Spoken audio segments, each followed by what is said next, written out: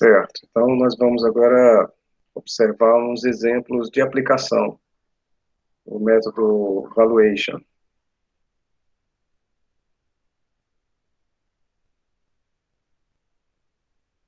Então, nós vamos iniciar o seguinte: imagine um projeto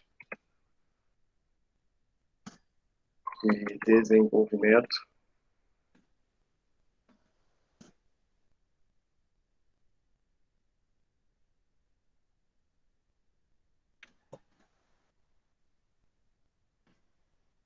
de um produto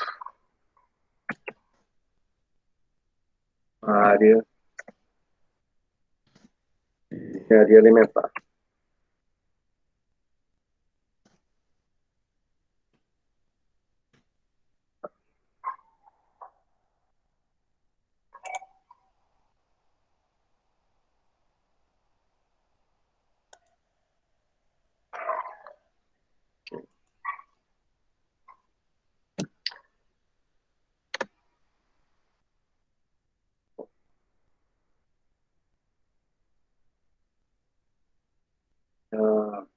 A etapa, vamos colocar aqui a etapa inicial,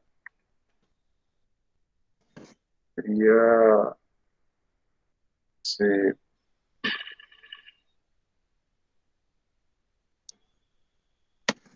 pesquisador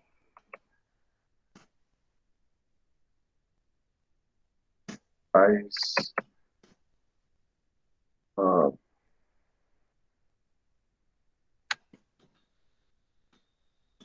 estimativa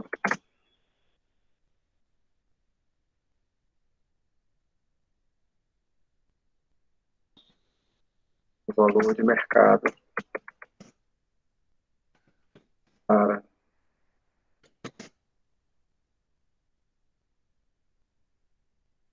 um empreendimento inovativo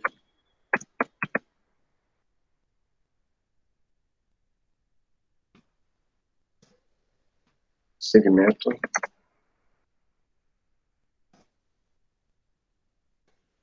daria.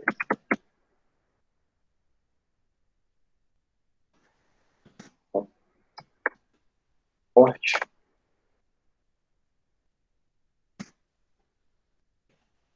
microempresa.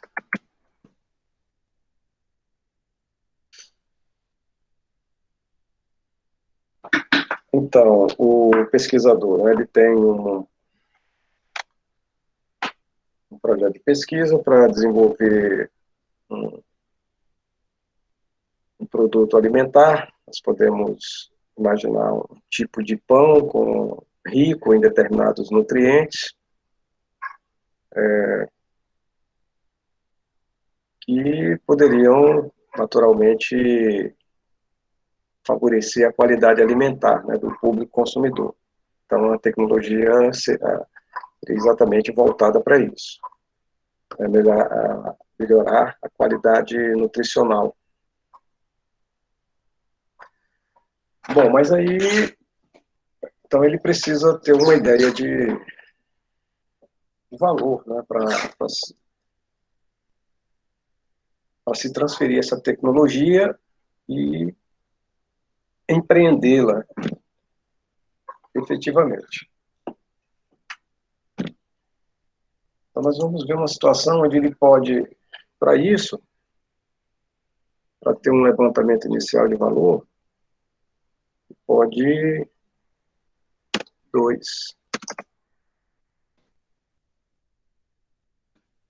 passar a mão da técnica do valuation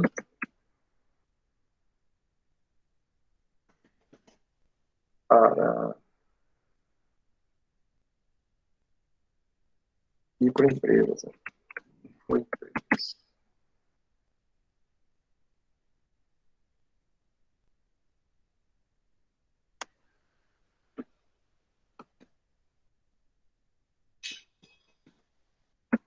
Com base no faturamento.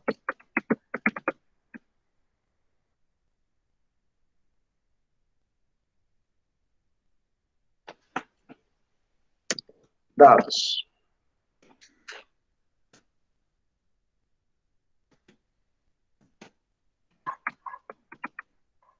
O valuation, né, o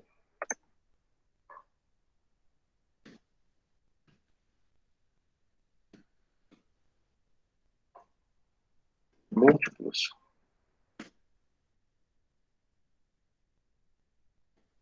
para o segmento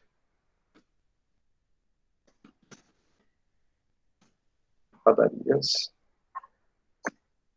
são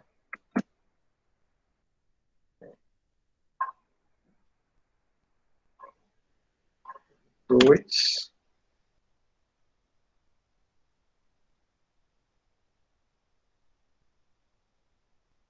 3 ou 4. Né? Então, você tem aqui uma faixa de 2 a 4 dos múltiplos.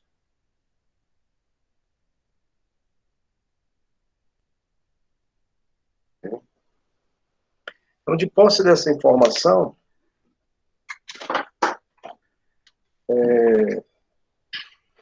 nós precisamos aqui para aplicar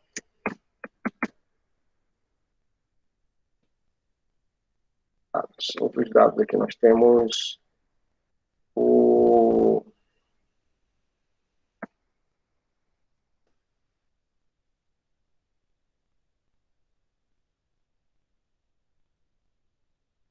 faturamento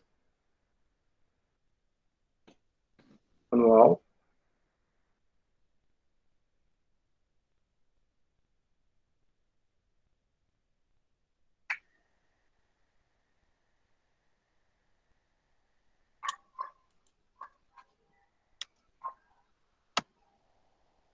esse aqui está em substituição ao EBITDA,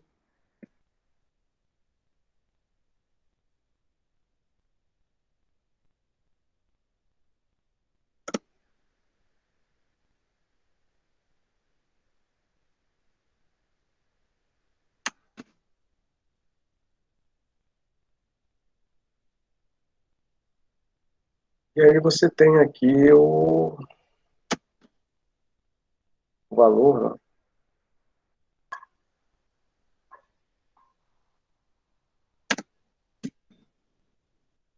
Valor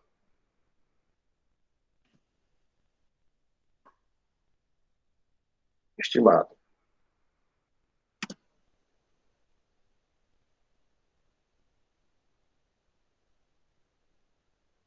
Que isso em conformidade aqui, nós vimos aqui no nosso conteúdo,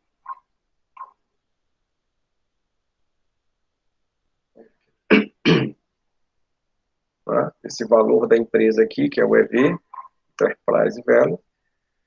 Aqui nós temos o valor estimado, o múltiplo de EBITDA, né? No caso, nós não vamos usar o EBITDA, nós vamos usar o faturamento estimado. E o EBITDA seria o da empresa de referência, né? Aquela do mercado, no dado segmento.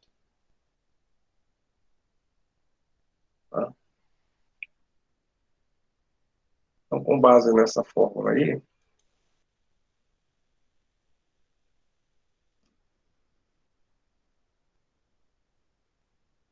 ele precisaria fazer aqui, para calcular, nós temos aqui o múltiplo, mas para calcular o faturamento anual, então isso aqui teria que ser estimado a partir de uma empresa de referência no mercado.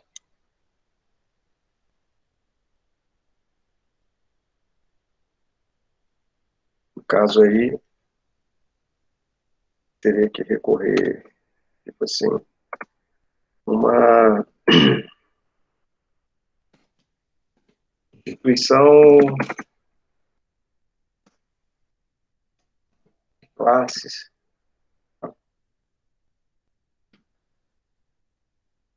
representativa do segmento de planificação, poderia recorrer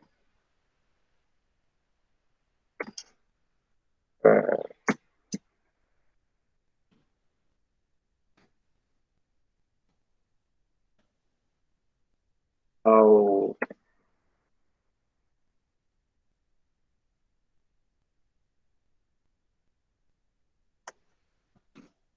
IBGE. Tem uma pesquisa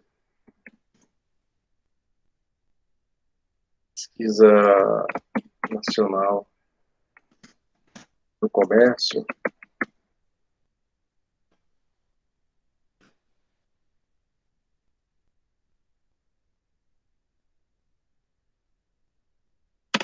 ele poderia recorrer também ao Sebrae, né, por se tratar de uma empresa de pequeno porte.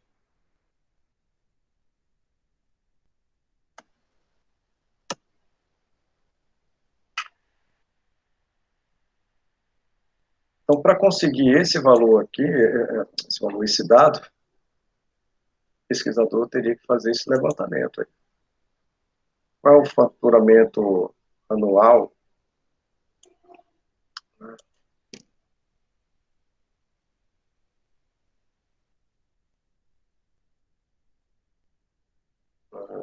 da panificadora e pequeno porte?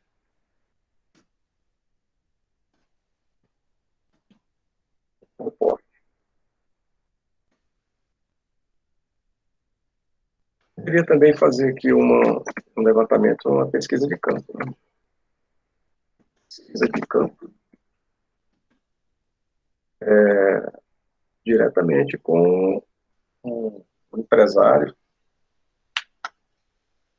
da área, naquela, que tem um empreendimento nesse porte que ele imagina, que o produto dele seria lançado. Ele pode tentar também fazer uma pesquisa de campo.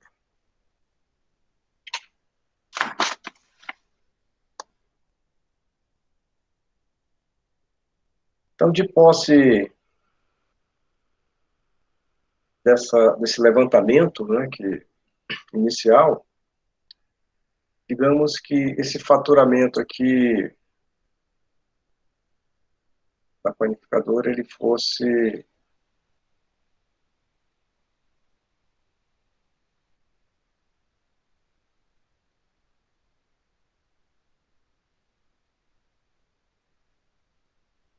um faturamento anual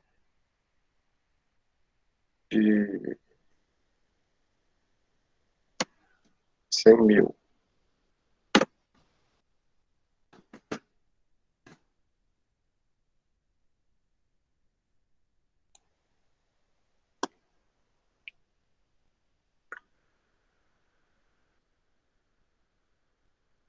Então, ele está imaginando aqui um faturamento anual de 100 mil.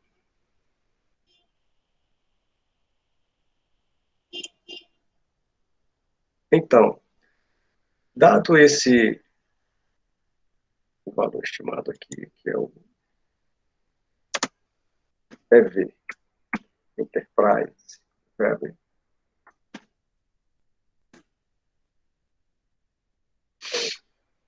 esse aqui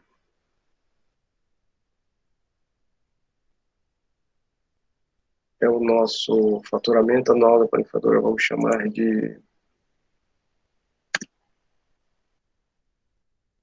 nosso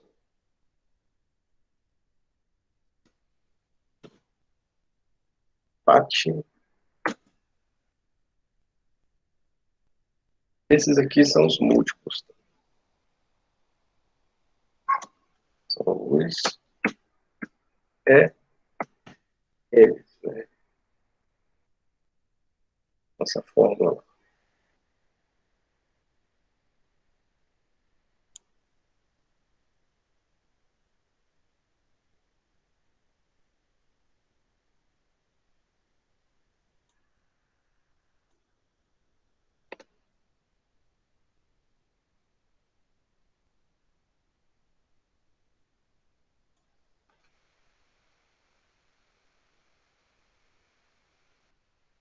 Então, com isso, nós temos aqui já a estrutura, né, para fazer essa estimativa. Vamos só aplicar a fórmula aqui, que estão os valores.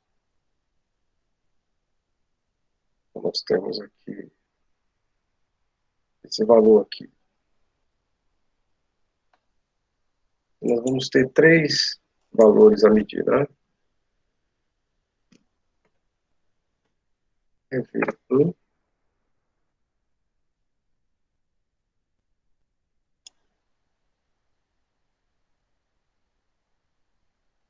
2 e 3. Então, basicamente, a estimativa vai ser o seguinte: você pega o múltiplo 1 vezes esse faturamento aqui. Então,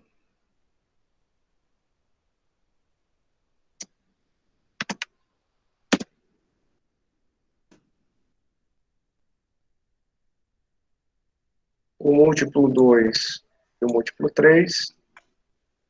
Assim você tem aqui, nesse quadro aqui,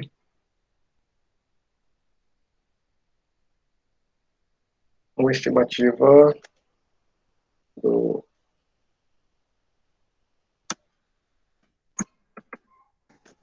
Professor, esse valor do múltiplo, o senhor elaborou ou saiu de outro lugar? A pesquisa, aqui os dados da pesquisa que foi feita, né? Porque isso aqui é apenas uma estimativa, então teria que pegar... Ó, tá vendo? Vou mostrar aqui para você. Tá. Deixa eu ver aqui, onde está aqui. É aquela de pegar a empresa padrão e dividir. Tá, mas aí não fez aqui, né? Deixa eu ver aqui onde é que está. Está aqui, ó. Alguns exemplos de valores de múltiplos de faturamento, né? Tipicamente usados na venda de microempresas por múltiplo de faturamentos menos múltiplo de faturamento mensal bruto mais estoques, né? Usado por múltiplo de faturamento mensal bruto mais estoques. Tá? Então, isso aqui foi uma pesquisa aqui do Souza, né? Wagner e Verbicas. Entendeu? É um parâmetro apenas para dar um exemplo de aplicação para vocês. Então, isso aqui dos 2000, né? Então, o ideal é você, evidentemente, buscar esses parâmetros mais próximos, né? No tempo mais recente. Aqui só estou dando uma ideia de como aplicar o múltiplo. Então, você pesquisador, né? Tem o seu projeto, você quer ter uma ideia de valoração desse produto que vai ser transferido para o mercado, né? Vai através de uma inovação. Então, aqui é uma forma de aplicação da técnica de múltiplos, para você ter uma estimativa. Então, isso aqui em termos de faturamento, quer dizer o seguinte, né, que você tem aqui uma faixa de 200 a 400 mil em termos de valoração nesse setor. Você tem esse potencial aí de... Bom, aí você tem esse potencial, quer dizer, o valuation, ele dá uma estimativa de... É como se fosse a alavancagem, né, o impulso, o incremento que determinado setor apresenta no mercado. Agora, evidentemente, isso aqui é apenas uma estimativa inicial. Pode ter uma qualificadora para crescer seu faturamento, né, de 100 para 200 a 400 mil. Ok, mas existem ainda as questões intrínsecas do produto que precisam ser avaliadas. Tá? E aí, como é que eu avalio o produto? Isso aqui está apenas dando uma ideia desse segmento de mercado e quanto ele é impulsionado pelo mercado. Ele pode ser, a valoração dele pode ser incrementada. Tá? até, no caso a gente viu, né? 2 vezes a 4 vezes. Se tratando de faturamento. Agora, o produto em si, né? Quero pensar na valoração do potencial do produto. Aqui você vai ter que fazer uma outra, vai ter que lançar mão de uma outra técnica, né? Que é exatamente uma pesquisa. Primeiro, exemplo, tipo de startup, você vai ter que usar uma pesquisa inicial sobre a questão do seu produto, tem que validar a ideia do seu produto, né?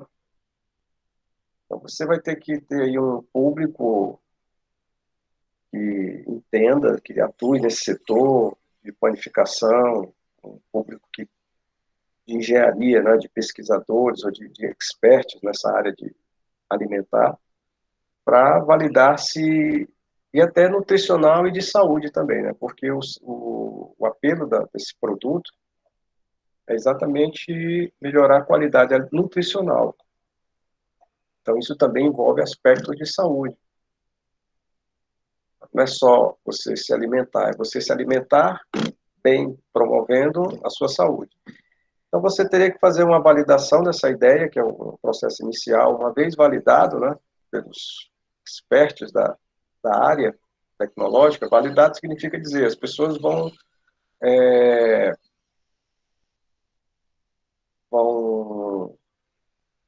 atestar que realmente a sua ideia é interessante, ela realmente é factível, ela, digamos assim, ela tem um interesse, ela pode gerar um interesse comercial para se fazer negócio, ou não.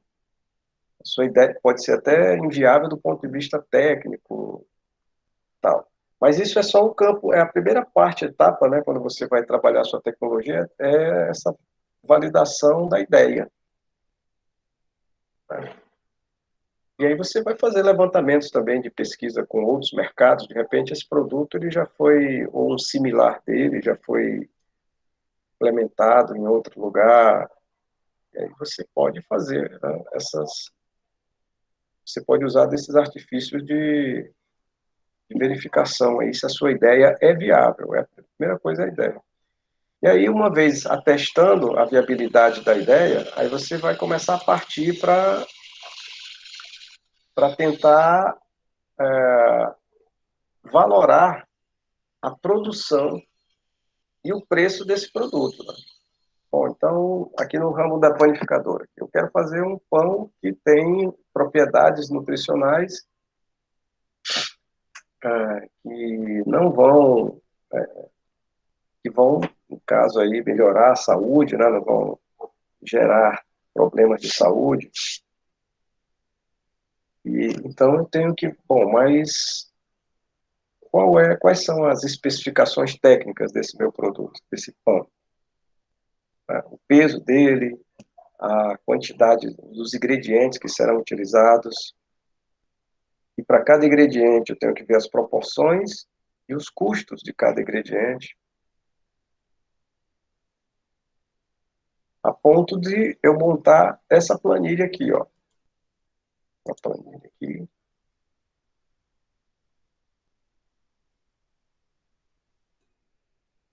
Eu vou ter que montar uma estimativa aqui dessa planilha aqui. Aqui eu coloquei, né, esse aqui é um exemplo de sorvete, mas vou entrar aqui. O que interessa aqui são as rubricas. Eu vou ter que, quando eu fizer o levantamento dos insumos, da matéria-prima para fazer esse produto, eu vou ter que chegar a um valor aqui né, dentro de determinadas especificações. Então, é um pão com tantas gramas, né? 30 gramas, não sei, 50 gramas. Você vai botar a especificação do produto aqui. E aí, qual é a receita? Você vai ter que estimar essa questão do preço. Bom, mas para eu chegar ao preço, primeiro eu preciso fazer aqui os meus levantamentos, né? qual é o porte da empresa, é microempresa. Então, se é microempresa, eu vou ter uma capacidade instalada, e para essa capacidade instalada eu vou ter que ter uma quantidade de mão de obra, a matéria-prima é tudo isso que eu já, os ingredientes, né? E outros insumos operacionais, energia elétrica, água, internet, qualquer outro tipo de insumo que você utilize na empresa, processo. Então, depois de levantar isso aqui, eu vou ter que ter uma ideia da carga tributária para esse segmento de microempresa. Tá? Qual seria a carga tributária? E aqui a minha estimativa de quantidade vendida mês. Então, esse produto aqui, sabendo, né, a minha capacidade, a minha quantidade de vendas, a minha estimativa de demanda de faturamento mensal. Né, vezes o preço. Né, e aqui, menos esses custos operacionais e tributos, aí eu tenho uma ideia aqui do meu faturamento mensal. Né, aqui, produção e comercialização, se eu vou ter gerar estoque ou não, em termos de quantidade, né, que é a minha capacidade instalada. Aqui, no caso, estaria produzindo e vendendo tudo, não teria estoque. E aí, a partir de todo esse levantamento, eu teria aqui o meu faturamento bruto mensal. Tá? Deduzindo do faturamento bruto mensal essas questões aqui, custos operacionais, tributos, aí eu vou chegar no meu faturamento líquido mensal. Esse aqui é o meu faturamento líquido mensal.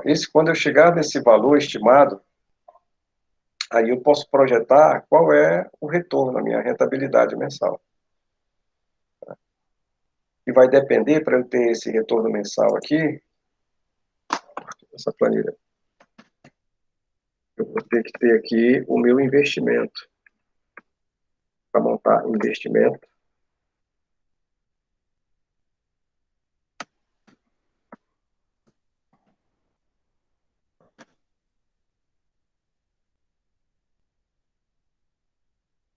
Então, se eu coloquei 100 mil, tá? Rendimento, se eu investir 100 mil, por exemplo, então, o meu retorno mensal aqui é exatamente isso aqui, dividido por isso aqui. 3,83% ao mês. Certo?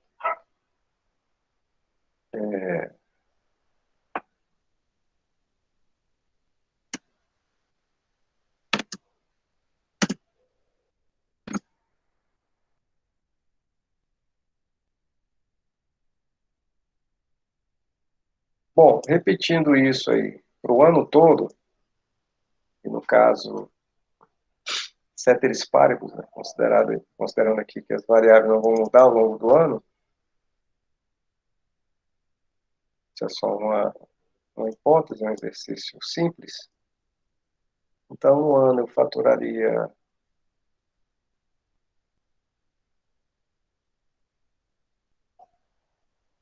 somando, né, todos os faturamentos mensais, eu faturaria 46 mil de lucro e, portanto, isso seria uma rentabilidade de 46% do meu capital investido. Ora, se em um ano eu investir 100 mil,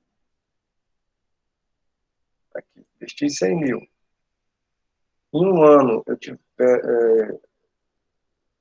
eu atingir, né, uma rentabilidade de 46 mil, em 2 anos e mais alguns meses, 2, 3 meses, eu recupero todo o meu capital, né? 46 mil mais 46 mil, eu já tenho aí 92 mil, né? Então, vão faltar 8 mil para 100 mil. Então, 8 mil, 2 meses e meio. Então, em 2 anos e 2 meses e meio, vamos arredondar para 3 meses, 2 anos e um trimestre, eu teria aquele meu indicador de payback, de recuperação desse capital aqui, investido.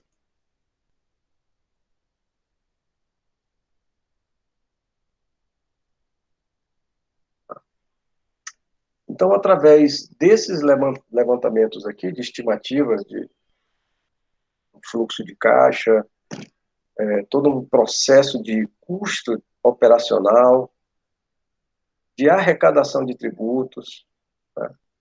Todo um processo de estimativa, você consegue chegar a esses valores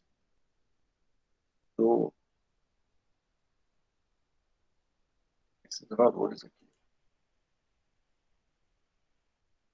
Do quanto esse produto, do potencial que ele tem para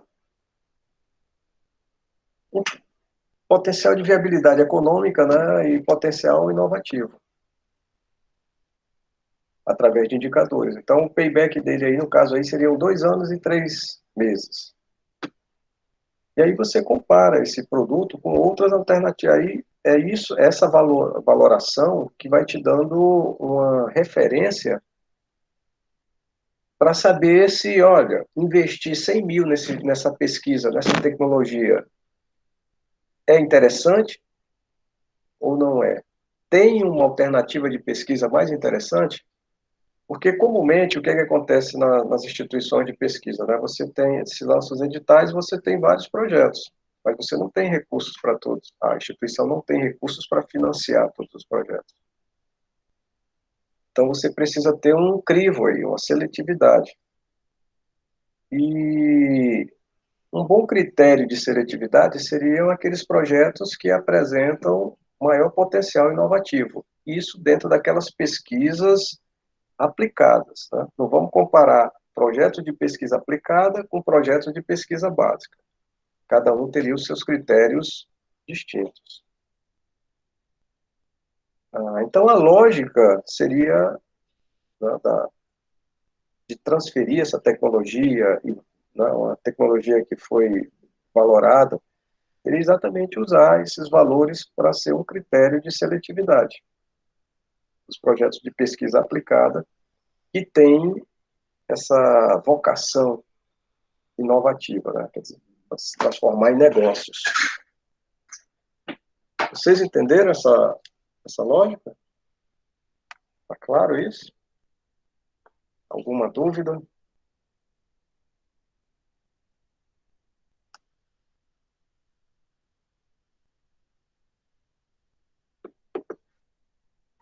Acho que na hora da prática as dúvidas vão surgir, professor.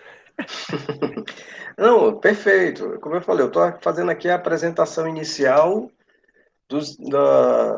das técnicas, né? Sim. E dos conceitos, para vocês entenderem, porque primeiro isso tem que ficar muito claro, os conceitos. Por que você está aplicando essa técnica? Por que se valora uma tecnologia? Qual é a utilidade disso? Isso.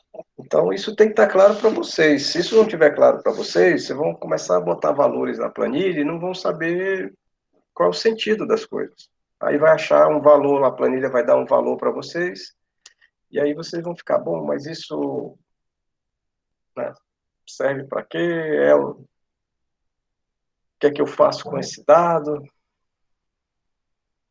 Entendi. Agora o momento é da gente pensar e entender esses conceitos para depois, no próximo encontro, nós começarmos a construir, né, uma planilha, fazer todo um exercício, uma atividade aí de pôr em prática, né, esses conceitos aí da valoração.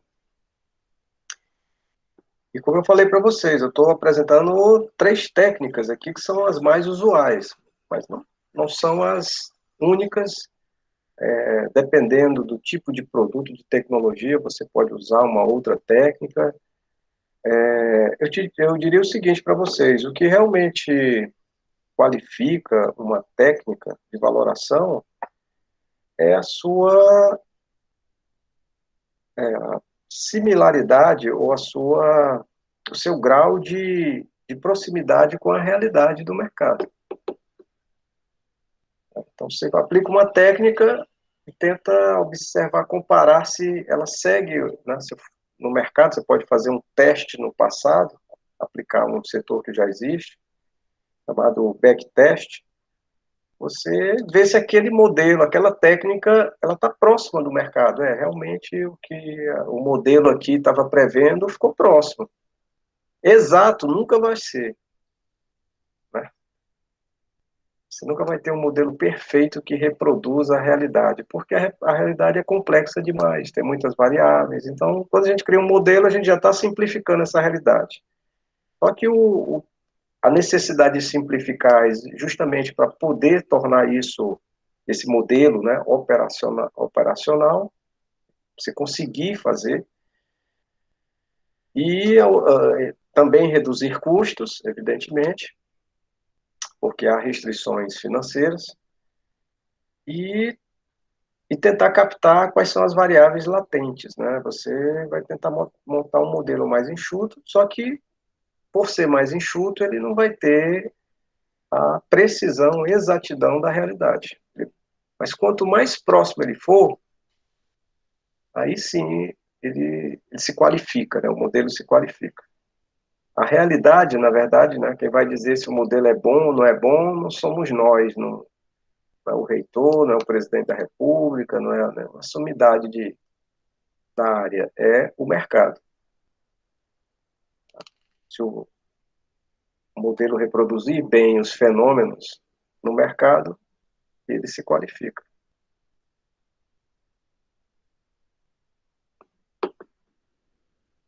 Então, com relação a esses conceitos aí,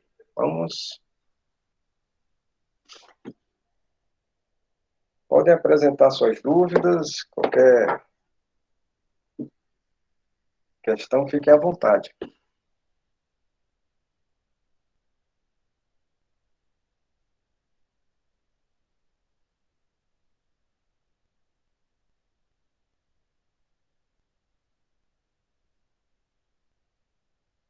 Professor, Sim. esse aí é o modelo de Excel simples? É o Excel simples? Que é uma planilha simples. Você está dizendo que é a versão do Excel ou o que é? É isso, ou seja, uma coisa mais elaborada. Não, não. Isso aqui é uma planilha simples. Nós montando aqui, só isso, continha simples. Existem funções financeiras aqui no Excel, várias funções, né? Você tem aqui, ó, então eu tenho aqui funções financeiras, ó. Tem várias funções já do Excel próprias para análises financeiras, como essa aqui. Valor presente líquido, taxa interna de retorno aqui, a TI, ó, valor futuro. Tem várias funções mais elaboradas do Excel, mas nós não vamos usar, não vamos precisar usar isso. Se você quiser usar, se você já domina, tem facilidade, pode usar, mas nós não precisamos. Não vamos explorar isso aí. Aí a gente vai começar a planilha do zero ou vai ter algum modelo padrão que o senhor vai disponibilizar? Não, o modelo é esse, né? Porque eu não estou apresentando todos ainda, não terminei minha apresentação ainda. Eu estou apenas nessa etapa que eu já apresentei, eu quero saber se vocês captaram. Ah, tá certo. Eu não concluí ainda, não. Então vamos para a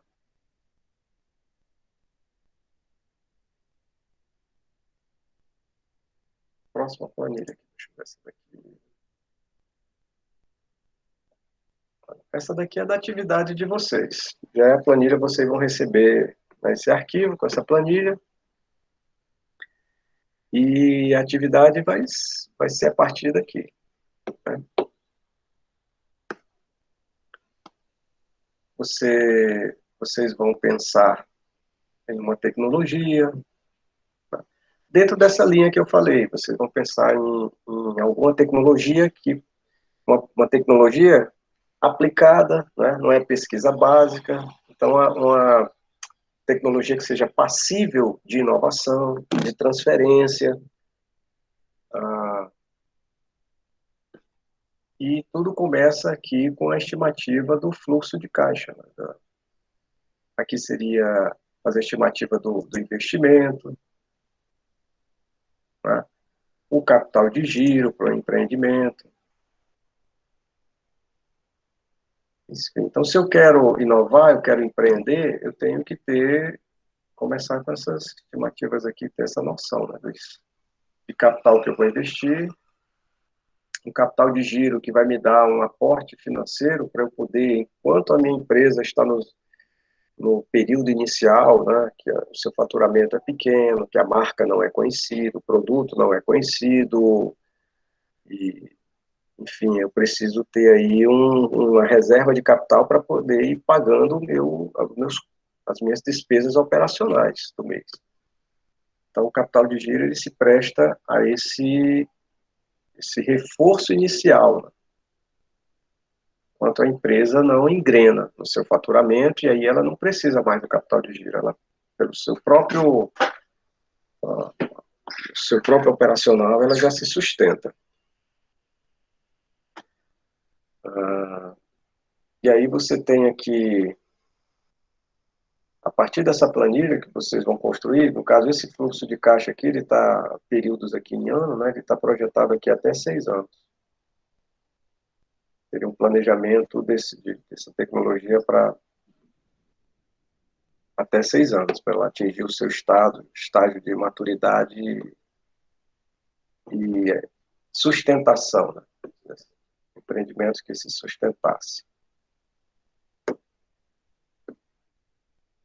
Então, essa parte inicial da planilha aqui é a parte chamada de o orçamento de capital, que é quando você vai fazer o aporte do capital necessário para iniciar o empreendimento. E essa outra parte aqui é a parte da demonstração dos resultados de exercício. Então, aqui é uma projeção exatamente do fluxo de caixa, do operacional. Tá?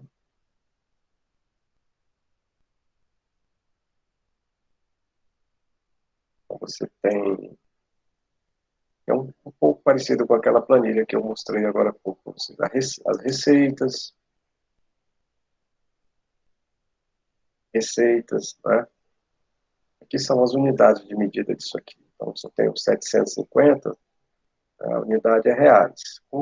Esse valor aqui foi atingido, foi alcançado pegando o preço do produto vezes a quantidade vendida. Dentro dessas receitas, aqui tem subcategorias, né? Receitas à vista, vendas a prazo, né? Vendas à vista, vendas a prazo. Né? Inflação sobre o produto. Aqui nós temos um índice de preços ao consumidor. Você vai computando isso aqui, tá? Para ter uma ideia da sua receita total.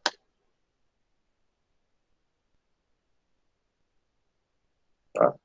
Como é assim, se você tem uma parte da sua receita que é de vendas a prazo, você vai ter aqui, você estipula um percentual, né? Tudo que você vai receber, qual é o seu percentual de receitas a prazo? Se você vende a prazo, você ainda vai receber, você já entregou o produto, mas não recebeu, então você vai ter uma data futura. Então, se você disse que de tudo que você tem a receber, né, das suas receitas, 8% é a prazo, então é um dinheiro que ainda vai entrar no caixa da empresa. Tá? No caso da inflação aqui, a inflação é um processo de aumento do produto. Aumento generalizado de preço, né, dos produtos. Não é só do seu produto. A inflação não é medida de um ou outro produto, é medido no cômputo, né, do sistema econômico. É uma média ponderada do aumento do preço dos diversos produtos e serviços que existem no mercado. Então, quando sai o índice de inflação, você tem aqui uma ideia de que o preço subiu, mas não subiu porque aumentou a produção, subiu porque a força de demanda, né, cresceu de tal forma em relação à força de oferta no mercado que resultou em uma elevação dos preços. Toda vez que eu tiver, né, essa força de demanda superior a uma força de oferta, você vai ver que os preços vão subir. A quantidade produzida, não necessariamente, né, mas os preços vão subir. E o processo também o contrário é verdadeiro, né, que é o processo de deflação. Nós já comentamos isso na aula anterior, sábado passado.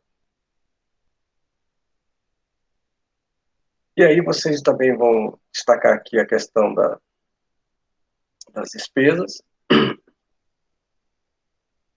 né? Despesas operacionais, gastos de produção, estoques, eventuais estoques, pode ser que você elabore o produto e gere um estoque, né? Você não venda tudo, uma parte fica em estoque, e aí você vende em períodos subsequentes. E também tem um outro processo aqui, que é a inflação sobre os insumos, né? Por exemplo, nós temos aqui um índice que mede a inflação do setor de insumos da construção civil, o Índice Nacional da Construção Civil. Então, ele avalia o preço dos materiais, né, da construção civil.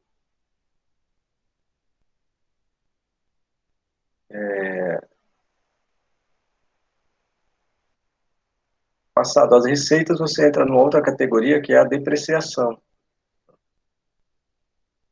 Então, você diz aqui, você vai estipular, né, o tempo de depreciação dos seus bens, e em função desse tempo aqui, você vai fazer aquelas provisões, né? Se for um computador, em 5 anos, meu computador deprecia totalmente. Então, eu vou começar a fazer provisão.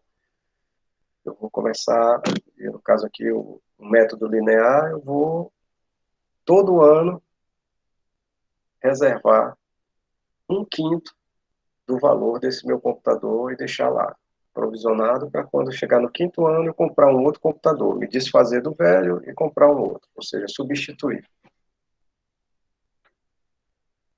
E aí, feito esse levantamento, você vai apurar o resultado, né, o lucro antes dos impostos.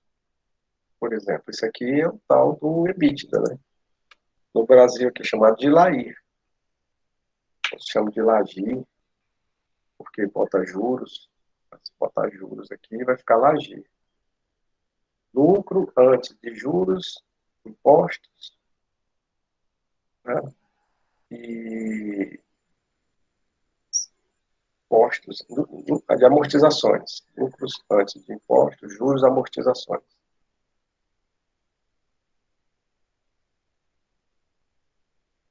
Então, isso aqui é o EBITDA.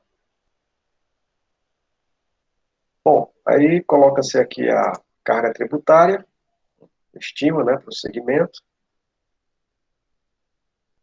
E aí, quando você coloca a carga tributária, você vai saber do seu lucro, você deduz os impostos, aí você chega aqui com o seu lucro após os impostos. Ou lucro líquido, né? Agora é o LADIR, lucro, né, que é depois, né, dos impostos. Lucro auferido depois dos impostos, do imposto de renda.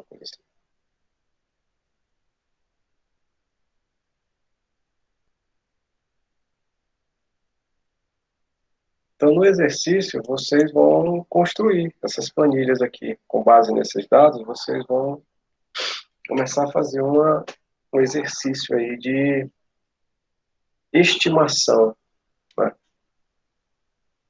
de fluxo de caixa aqui, de orçamento de capital, quanto seria investido nessa tecnologia. Para chegar na parte final aqui, e aqui nós temos uma análise, tá,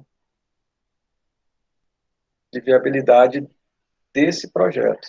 Saber se, pelas estimativas feitas, né, para empreender, para inovar com essa tecnologia, qual seria o retorno em termos de investimento.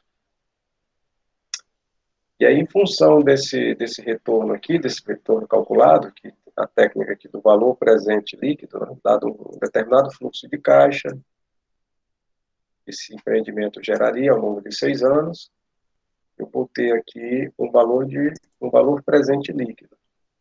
Se esse valor presente líquido for positivo, a uma dada taxa de desconto, né, a gente vai analisar também e ver essa taxa mínima de atratividade do mercado para aquele segmento, aí você vai avaliar, você vai ter um resultado aqui se realmente essa tecnologia ou esse projeto de pesquisa para desenvolver essa tecnologia, transferi-la para o mercado e inovar, se isso tem viabilidade.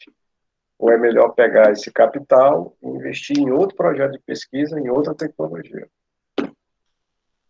Isso aqui é uma das atividades que vocês vão fazer. Pelo método, esse aqui é o método do fluxo de caixa descontado. O outro método, que vocês também vão utilizar aqui, de valoração, é o do CAPM. No caso, esse CAPM aqui está ajustado, né? Então, o outro está ajustado porque ele está envolvendo aqui a taxa básica de juros dos Estados Unidos. Então, tem um método mais simples, que é o que a gente vai ver na nossa teoria, mas o ajustado ele é mais completo porque ele envolve questões, né, das diferenças da taxa de juros entre o Brasil e os Estados Unidos, o risco Brasil, né, a questão da inflação também nos Estados Unidos, como tudo isso, essa relação, né, de uma economia central, onde tem mais investimentos, e uma economia periférica, que tem uma relação, né, de dependência com essa economia central.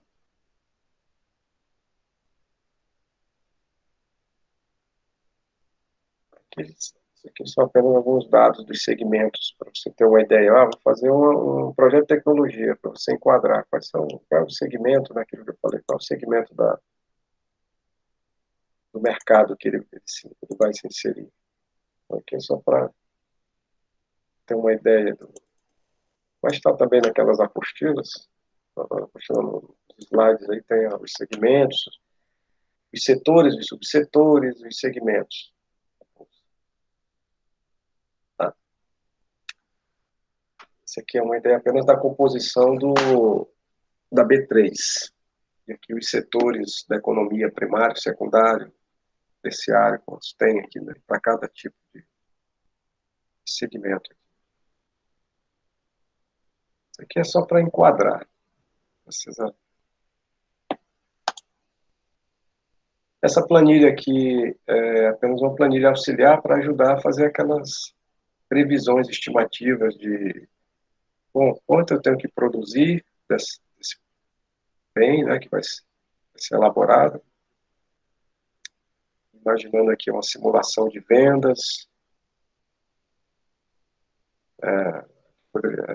esse período aqui eu acho que está mensal. Né? Vamos lá, aqui, vendas no mês, na produção, vendas, qual o preço que ele seria cobrado, a receita, os estoques, e aqui o valor. Seria auferido com isso aí.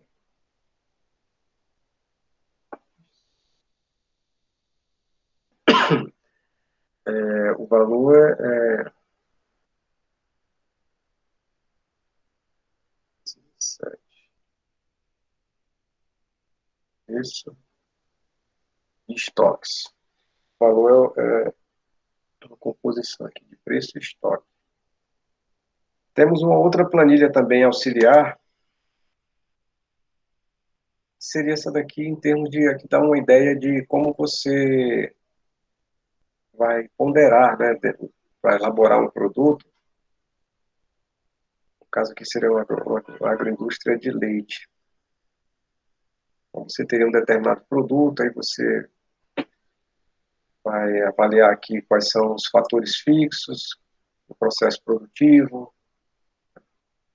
Aos fatores fixos correspondem os custos fixos, fatores variáveis. Aos fatores variáveis correspondem os custos variáveis e o custo total para produzir esse bem, né? Então, você teria aqui um total de gastos por fator, tudo dentro da área de produção, uma estimativa para a área de produção. Dá uma ideia de como a gente compõe isso aí, juntar todos os insumos, os fatores, né, aqui, juntar todas as matérias-primas e os fatores de insumos para elaborar um determinado produto. E quanto isso custa. Aqui é um exemplo, uma planilha para dar um suporte em termos de como você organiza, né, essas estimativas. Então, a partir de... Porque tudo isso aqui é para achar um valor unitário, né, custo unitário, você vai aqui verificar a questão da sua produção. Né? No caso aqui está estimado até semanal. Então, quanto para produzir determinada quantidade de produto, quanto você utilizaria aqui em produção aqui o produto? Um copo de 200 ml, então você teria que utilizar 180 de leite, 5 de leite em pó, 5 de açúcar, essa unidade aqui deve ser ml, 7 de polpa de fruta, isso aqui é para fazer tipo um iogurte, 3 cultura láctea, isso aqui é a composição de um copo de 200 ml, quanto se gasta aqui das proporções dos ingredientes. E aqui você vê essa quantidade aqui, né, de 100, de 100, quanto você utilizaria 100 litros, 90 ml, 500 gramas, da unidade desses insumos aqui. 90, então, seriam 90 ml. Aqui é o preço por a quantidade, as proporções por insumo. Aqui seria, num copo de 200 ml, ele envolve 180 ml.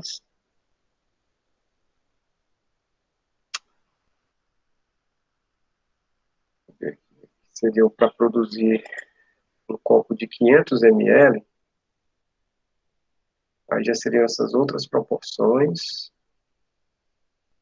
Essa aqui são proporções para 100 ml, essa daqui para 500 ml. Aí o preço dos insumos, quanto você gastaria, né, para produzir esses insumos, e o custo total dos insumos. Então, essa planilha aqui é de produção para você avaliar. Você vai produzir um produto, né, de 100, ou vai produzir 500. Aqui está o valor dos ingredientes que vão ser necessários, custo de cada um, para você ter aqui o seu custo por produto. São algum tipo de planilhas para te dar essa ideia mais precisa, né, dos teus custos operacionais, porque as suas despesas. Porque quando você vai trabalhar essa planilha aqui, receitas e essa daqui de despesas, né, aqueles dados lá são importantes aqui, ó, despesas operacionais. Eles entram aqui. Quanto é que você gasta, né, para produzir uma quantidade X do produto? Então, isso tem que ser criteriosamente mensurado. Por quê? Porque o teu lucro final aqui depende da precisão disso, né? Se você fizer estimativas de despesas operacionais viesadas, né, muito distantes da realidade, tu vai se iludir aqui achando que elas sejam para menos, né? Então, se você for estimar suas despesas e elas ficarem bem abaixo do que realmente elas são, você vai se iludir que o teu lucro aqui é muito maior e aí você vai tomar uma decisão de que não, é viável sim esse empreendimento, investe teu dinheiro e quando coloca na prática você vê que a realidade não acontece. E aí você já perdeu tempo, investiu capital e aí isso tem todo um prejuízo. Oi, pode falar. Eu estava observando aqui na planilha despesas, aí ela desdobra em operacionais, e eu fiquei Essa daqui? procurando... Não, a anterior. E eu fiquei procurando qual era... Essa? Isso aí, isso. E eu fiquei procurando valores diferentes para despesas, gastos totais, e as despesas operacionais que está escrito gastos com produção. E como elas são os mesmos valores, eu fiquei pensando... Peraí, onde tem gasto com produção? Nessa daqui? Isso Você aí, está com... essa daí. O senhor tem em cima despesas, o item 4. Certo. Aí, gastos totais. Aí eu entendi que é o somatório total das despesas. Aqui do lado, né? Gastos totais. E embaixo tem gastos com produção.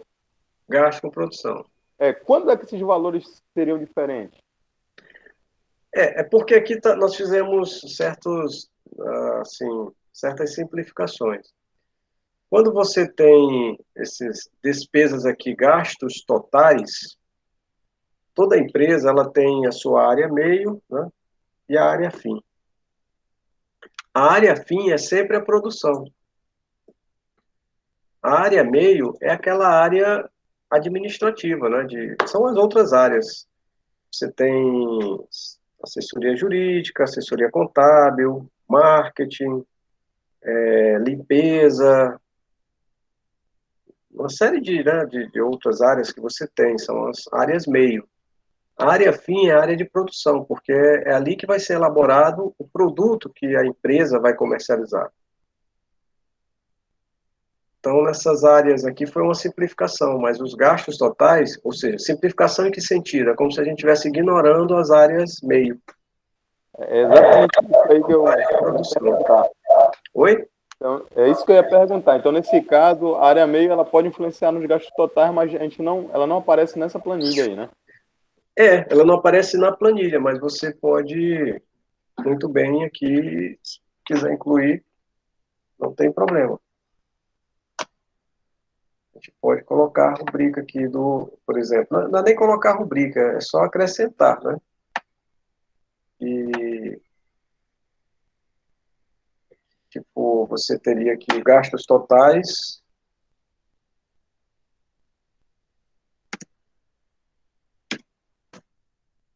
R$ 700. E na produção, você colocar o seguinte, o seu setor de produção, aí vai depender dos seus valores, né? Nós tiramos aqui esse vínculo, deixamos aqui os 500 mil.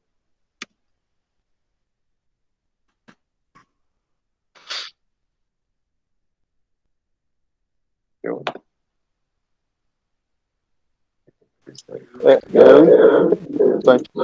Eu teria que alterar a planilha aí, mas no caso era só essa dúvida. Então essas despesas totais, elas na planilha aí, elas estavam ligadas diretamente a gastos de produção, sendo que elas podem variar porque eu tenho gastos na área meio, né? Isso, exatamente. E aí se eu posso criar esse item aí, né? Sim, sim. No caso aqui, como não interessa muito a área meio, né, muito em termos de discriminação, né? Interessa o valor final, claro, porque é gasto. O gasto total interessa. Mas quando eu coloco aqui gasto total 700 e gastos, né, de produção 500, eu já sei que a área meio é 200 mil. Entendi. E eu não vou, como a área meio não é interessante, não é a área fim do negócio, ou seja, eu desenvolvo uma tecnologia para produzir um bem. Então, a área de produção é que vai elaborar esse bem. Então, eu foco só na questão dos gastos de produção. A área meio, eu não vou focar aqui.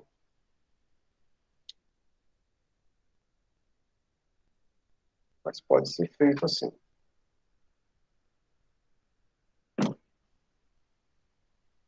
Então, essa planilha aqui é a planilha que vocês vão exercitar. E, juntamente com o método do CAPM aqui, a gente vai ver uma outra situação. No CAPM, nessa planilha do CAPM, nós vamos avaliar qual é o retorno que se espera para esse segmento, né? Em função de um dado nível de risco. Então, você vai implementar, vai inovar determinada tecnologia, qual é o retorno mínimo que o mercado exige para investir nessa tecnologia? O CAPM ele dá esse tipo de resposta. Isso baseado em uma taxa mínima, né, de rentabilidade no mercado e o beta do segmento produtivo no qual essa tecnologia estaria inserida. E que beta é esse? Beta é uma medida relativa do grau de risco que tem aquele segmento. Então, se eu tenho uma tecnologia, eu estava citando no início, uma tecnologia alimentar, né, para o setor de panificação, esse setor ele tem um beta no mercado. E o beta dele ou seja, ele vai dizer um nível de risco, o quão arriscado ele é no mercado. Mas arriscado em relação a quê? Ao índice, ao retorno médio que o mercado dá. Juntando todos os segmentos produtivos, há um índice que faz a estimativa de retorno médio do mercado. E que índice é esse? É o índice da B3. Esse índice aqui, ó. Você junta todos os segmentos, as principais empresas de todos os segmentos do mercado, faz uma composição de ações e vê quanto essas ações rendem ao longo do tempo. Esse é o retorno médio da B3, é o índice B3. E ele é a referência. E aí você vai comparar o setor de alimentação, né? Aqui não tem consumo não cíclico, teria que ver aí qual é o segmento, esse consumo cíclico, teria que ver se está nesse consumo cíclico ou nesse deve estar nesse aqui, ou outros. E aí comparar qual é o beta desse segmento. Qual é o risco que esse segmento tem comparativamente ao retorno que o mercado oferece. Então, mas isso a gente vai estudar só na próxima aula. Estou só dando aqui uma antecipação da análise. Então, esse outro método de valoração, ele vai dizer isso, olha, esse segmento, a sua tecnologia é nesse segmento aqui, produtivo então o beta dele é esse. E o retorno que se espera para quem investir nessa tecnologia e inovar, né, para empreender, tem que ser, no mínimo, esse retorno aqui. No caso aqui da nossa planilha,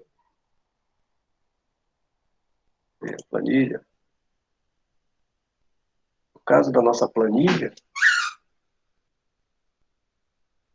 perdi agora. Seria esse valorzinho que está aqui embaixo. Aqui. É a retorno exigido por ativo. Então, dependendo do meu ativo aqui, né, um produto, uma tecnologia alimentar, e aí eu vou avaliar essas variáveis, e aí eu vou ter aqui o retorno exigido mínimo. se eu projetar essa minha tecnologia, né, no mercado, montar meu fluxo de caixa, ela não me der esse retorno mínimo aqui, significa dizer que não é interessante desenvolver essa tecnologia. É uma outra técnica. E com isso... Porque tem dados, eu não estava entendendo porque tem dados do Brasil, aí Selic, Ibovespa e taxas dos Estados Unidos. Não entendi essa mistura. Porque isso aqui nós vamos ver na próxima aula só. E tem, como eu falei, porque aqui não está um modelo simplificado, onde não leva em consideração a influência ou a correlação que existe entre a taxa de inflação, a taxa de juros americana, com a inflação, a taxa de juros no Brasil. Tá? Existe uma influência, uma correlação entre eles no mercado. Então, isso a gente vai ver no próximo encontro só. A única coisa, como eu só estou fazendo aqui uma apresentação inicial para vocês, dessas planilhas, vocês daqui, né, vocês vão fazer a atividade avaliativa, é dizer que no final de tudo, depois que faz os modelos, né, o que interessa é ver aqui, por esse método do CAPM, qual é a taxa de retorno mínima exigida. Se você desenvolver uma tecnologia que não ofereça, no mínimo, nesse exemplo, 14,1% de retorno anual, tá? Não compensa. Por essa técnica de avaliação, não compensa investir nessa tecnologia. Então, o modelo utilizado inicialmente, ele apresentou uma taxa de 46%. Se a gente fosse aplicar ele no CAPM, ele se enquadraria, né? Sim, exatamente. Porque a valoração é para te dar esse parâmetro de você dizer até que ponto, qual é a referência que eu tenho que ter para dizer que isso é viável ou que não é viável. No caso aqui, é taxa de investimento. Lá no CAPM, aqui é a taxa de retorno. No caso do fluxo de caixa descontado, nós temos aqui o VPL. Ele tem que ser positivo. Esse valor aqui tem que ser positivo. Se ele for positivo, aí o investimento é viável, a tecnologia é viável. Só que, olhe bem, tem uma coisa que liga o VPL ao CAPM, o que é a taxa mínima de atratividade aqui, ó. Se eu quiser avaliar, juntar, fazer uma valoração onde eu consiga conciliar o método CAPM com o método do fluxo de caixa descontado, basta, em vez de usar 12% de retorno ao ano, eu usar a taxa que o CAPM me dá, 14,1. Entendeu? Se eu botar 14,1 aqui, ele me deu positivo. Significa dizer que, pela técnica do fluxo de caixa descontado, é viável, porque é positivo aqui, o meu valor presente líquido. E pela técnica do CAPM, é viável porque o retorno atinge o mínimo exigido para o grau de risco daquele segmento no mercado. Isso é uma forma de conciliar as duas, não quer dizer que você tem que fazer. Você pode fazer uma análise por um, uma análise pelo outro. Agora, se você concilia, é bem mais interessante, né? Porque você tem aí uma opinião, poderia ser que, por exemplo, esse, como estava lá, né? Estava 12%. Pelo CAP, pelo fluxo de caixa descontado, é viável, porque o valor aqui é positivo. Mas pelo CAPM não seria viável, porque é abaixo de 14%.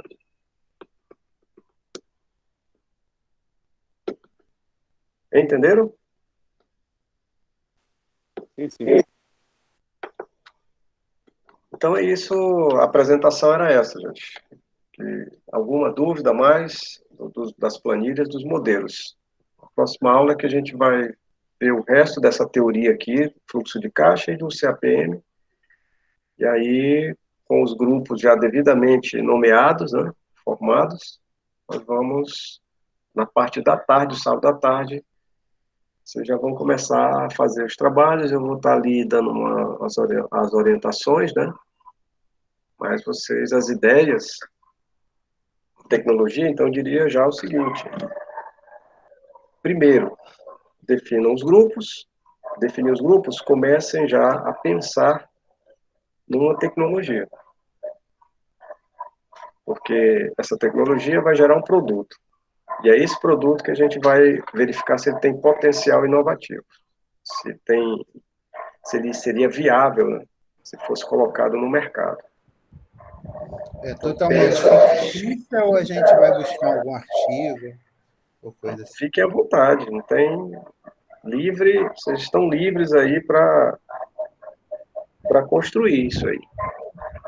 Agora, o que, como eu falei, quando nós formos estimar aqui os valores do fluxo de caixa, é importante que seja algo mais próximo da realidade, né? Então, você vai ter que pesquisar fontes aí para tentar estimar e chegar a esses dados o mais próximo possível de uma realidade. Tá? Porque o modelo em si, por ser uma simplificação da realidade, já traz um viés, né? Se você não usa dados no modelo que não são próximos da realidade, aí é que o viés fica potencializado aí, né, extraordinariamente.